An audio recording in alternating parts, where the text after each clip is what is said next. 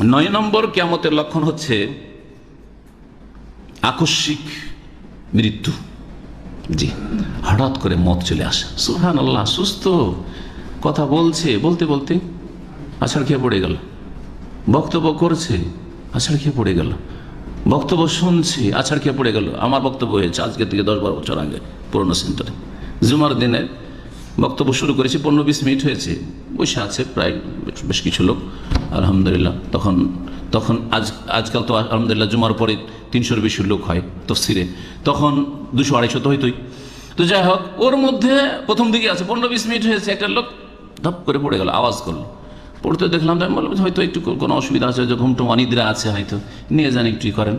এই বলে আমি আমার বক্তব্য কন্টিনিউ করেছি। 5 মিনিট পরে বা 7 মিনিট পরে আমাকে এসে বলছে যে সিঁড়ির নিচে অ্যাম্বুলেন্স এসেছিল, আসার পর ওরা চেক করে বললে যে সরি, দুঃখিত, হ্যাঁ মৃত, মারা গেছে।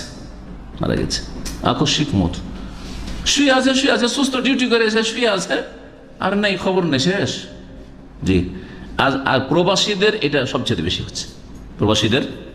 বেশি হচ্ছে। এর পিছনে মেলাগুলি কারণ আছে, তার মধ্যে সবচেয়ে বড় কারণ হচ্ছে যে ঈমান থেকে দূরে, জি, দ্বীন ইসলাম থেকে দূরে, ফরজ ওয়াজিব থেকে দূরে, হারাম জীবন যাপন। কথা বুঝতে পেরেছেন? এটা হচ্ছে প্রথম কারণ।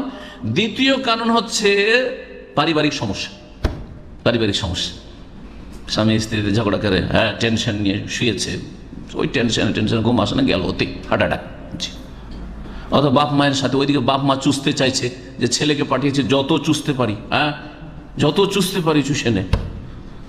যেতে চায় ছেলে, যেতে চায় দেশে, বলছে না তুই আসিস না, এখন থাক, কারণ জানছে যোগ গেলে বিয়ে করতে, না বিয়ে করিস না, তুই বিয়ে করিস না, কারণ বিয়ে করলে কি জানি পয়সা দেয় কি দেয় না, বোঝা গেছে? ইনকাম করছে, ছেলের বিয়ে দিতে চাই, দেশে যেতে চাইছে, স্ত্রী বলছে চলে এসো, বাবা বলছে তুই আসিস না। যদি সেখানে সত্যিকার আর্থিক সংকট দূর করার উদ্দেশ্য থাকে তাহলে তো ভালো কথা, কিন্তু অধিকাংশ বাপ মার উদ্দেশ্য হচ্ছে যে টাকা পাঠাতে থাক, আমরা শুধু খাই। সে কি করছে, তার জীবনটা যে একবারে শুষ্ক জীবন, অশান্তির জীবন, স্ত্রী ছেড়ে, ছেলে মেয়ে ছেড়ে 20 বছর ধরে আছে, কি অশান্তির জীবন। একটু তাদের অনুভূতি নেই যে আমার ছেলেটা কত কষ্ট করে বিদেশে থাকছে। ছোট ভাইরা আপনার হোটেলে বিদেশে টাকা পাঠাচ্ছেন, আরামসে খাচ্ছে আর ঘুরে বেড়াচ্ছে, বাটমাই করে বেড়াচ্ছে। একটু অনুভূতি নেই যে কত কষ্ট করে আপনি এখানে পরিশ্রম করি, সুবহানাল্লাহ, পয়সাগুলো রোজগার করছেন। আপনি একটা পয়সা খরচ করতে, একটা রিয়াল খরচ করতে কষ্ট লাগে, কিন্তু আপনার ভাই যারা আপনার হোটেলে খাচ্ছে, হ্যাঁ, তাদের কোনো চিন্তা নেই, আরামসে খরচ করে যাচ্ছে। এগুলো কথা আপনারা বেশি জানছেন আরো।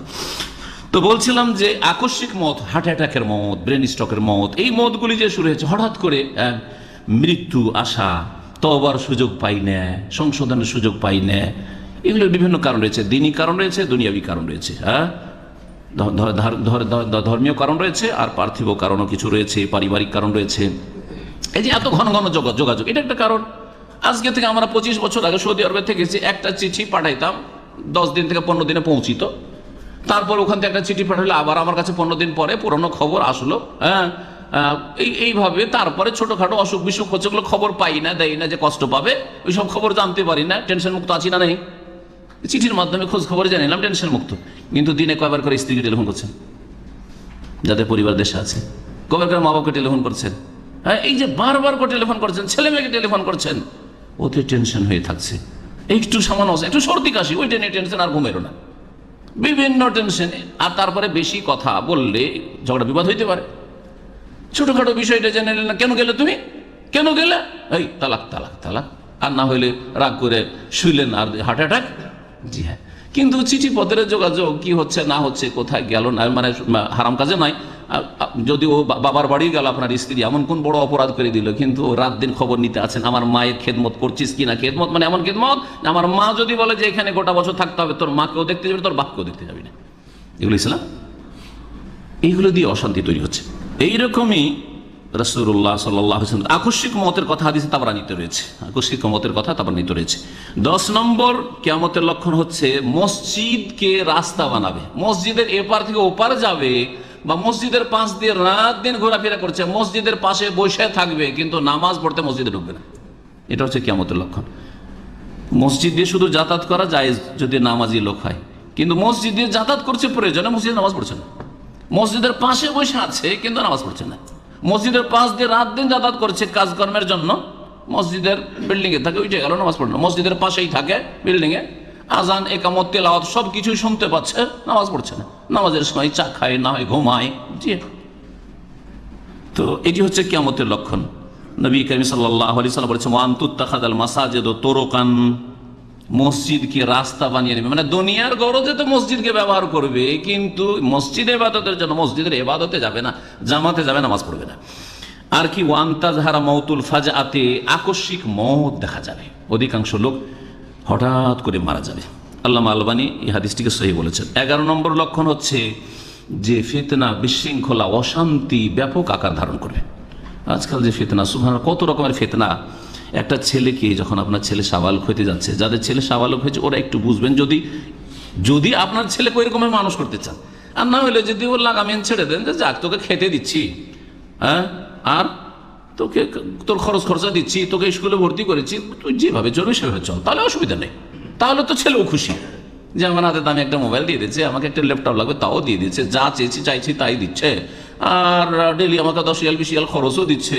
আর আমি কি করছি না করছি খোঁজ খবর নেই, কোথায় থাকি না থাকি, আর কোন রাতে এসে ঘুমাইলাম, আসলাম, গেলাম, খোঁজ খবর নেই না, তো ছেলে তো খুশি হবেই, ছেলে তো খুশি হবেই। কিন্তু এটাই কি আপনার দায়িত্ব? কিয়ামতে পার পাবেন? আপনি কি জান্নাত পাবেন, না ফেসে যাবেন গিয়ে আপনার ছেলে যদি অসৎ হয়ে যায় এই কারণে? চিন্তা করতে হবে আপনাকে। ফিতনা, বাইরে গেলে ফিতনা দেখেন। আজকাল এক ফিতনা হচ্ছে, না বললে বুঝবেন, এক ফিতনা, অধিকাংশ ছেলেরা, ভালো ঘরের নামাজি ঘরের ছেলেরা অসৎ পরিবেশের কারণে, সমাজের যুবকরা, তাদের সাথী সঙ্গীরা, স্কুলের হোক অথবা সমাজের গ্রামের অসৎ বেনামাজি, তাদের সাথে সঙ্গ ধরে গিয়ে বেনামাজি হয়ে যাচ্ছে, বেদিন হয়ে যাচ্ছে, চরিত্রহীন হয়ে যাচ্ছে। ভালো ঘরের ছেলে প্রেম করা শুরু করছে ওই আশেপাশের ছেলেদের সাথে মিলে, নামাজ পড়ে না। আপনি নামাজি, আপনার স্ত্রী নামাজি, ছেলে মেয়েগুলোকে নামাজি বানাইতে চাইছেন, কিন্তু নামাজ কেন পড়ে না? বান্ধবীরা নামাজ পড়ে না, বন্ধুরা নামাজ পড়ে না, সে নামাজ পড়ে না।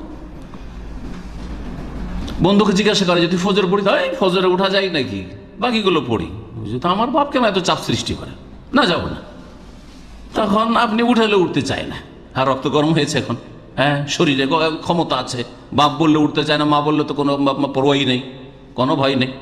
জি হ্যাঁ, তো অসৎ ছেলেরা আজকাল এইভাবে হচ্ছে।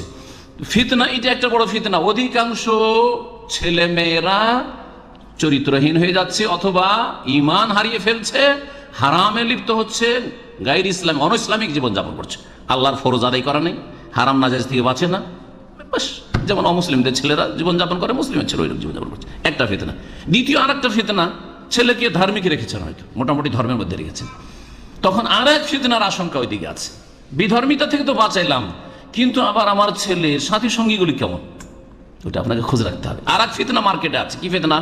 খারিজিদের ফিতনা, হ্যাঁ, জঙ্গিদের ফিতনা, হ্যাঁ, চরমপন্থীদের ফিতনা, চরমপন্থীদের ফিতনা। এরা কোরআন হাদিসের এলমও রাখে না, কোনো আলেমও না, আর কোনো শর্তও নাই তাদের কাছে। একটা আয়াত পড়ে, একটা হাদিস পড়ে বলছে জিহাদ, জিহাদ কোথায় জিহাদ যেতে হবে, চল, কেউ বলছে আমাকে সিরিয়া যেতে হবে, কেউ বলছে আমাকে বর্মা যেতে হবে, কেউ বলছে আমাকে ইরাকে যেতে হবে, কেউ বলছে আমাকে আয়ের সাথে দেখা করতে হবে, ওখানে চলে যেতে হবে। সুবহানাল্লাহ, ভালো ঘরের ছেলে ইসলামের মধ্যে রাখার চেষ্টা করেছিলেন, আর বাইরে যে সাথী সঙ্গীগুলো খারাপ, আর এক দিক থেকে চরমপন্থী, ওই দিক থেকে খারাপ, ওদের সাথে মেলামেশার জন্য ওখানে আপনি খেয়াল করেননি যে ওর বন্ধু বান্ধবগুলো কোন মন মানসিকতা, গিয়ে আর গুমরাহিতে পড়ে সর্বনাশ করে আপনার পরিবারের, আপনার ছেলে সব সর্বনাশ করলো। ফিতনা হলো না? হলো না? দুই ফিতনা থেকে বাঁচাতে হবে, জ্ঞানী বাপ মা দুই ফিতনা থেকে বাঁচাতে হবে।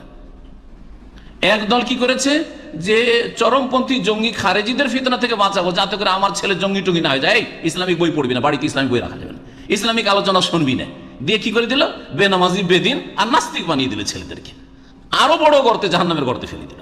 দুটোই বড় গর্ত, বরং এইটা আর পর্যায়ে বড় গর্ত। জি জি হ্যাঁ, এই কাজ করলাম। আপনার উচিত যে আপনার ছেলেকে মুসলিম বানাইতে হবে, নামাজি বানাইতে হবে, আল্লাহ ভীরু বানাইতে হবে, ধার্মিক বানাইতে হবে, কিন্তু দেখতে হবে মধ্যমপন্থী কিনা। হ্যাঁ, আপনার ছেলের মন মানসিকতা কেমন ইসলাম সম্পর্কে, তার বন্ধু মহল কেমন, কার সাথে মেলামেশা করে, ওই ছেলেগুলো কি চরিত্রের, ওরা যেন বেদিন বিধর্মীও না হয়, নাস্তিকের বাচ্চাও না হয়, আর এই জঙ্গিদের বাচ্চাও না হয়। জি হ্যাঁ, এটা হচ্ছে কামিয়াবি।